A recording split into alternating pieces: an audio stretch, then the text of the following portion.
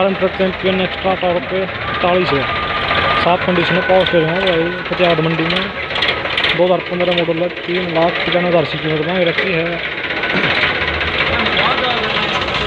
जो farm truck hero 2000 का model रियो model ना रखा है इसका मॉडल नहीं है, प्राइस नहीं इसका। देखो फार्म ट्रक हीरो एक और आगे नए टायर, नई कंडीशन बिल्कुल, ट्रैक्टर कती ओके है।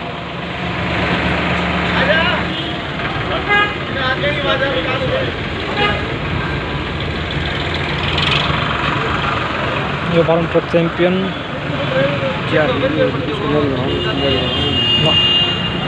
422 का नंबर है,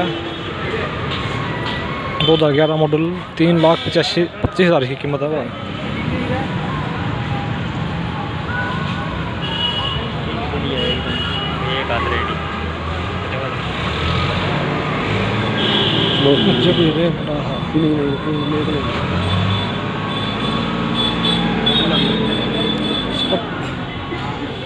$750 2016 मॉडल, 4,85,000 कीमत है, 750 की बात। और यो मेसी 241 फॉर्चूनर्स पावर स्टीयरिंग में, डबल पावर स्टीयरिंग में, 2016 मॉडल, 4,75,000 की कीमत ट्रैक्टर की। बहुत सारे ट्रैक्टर फतेहाबाद मंडी में मिले हैं आपको, संडे को लगाइए।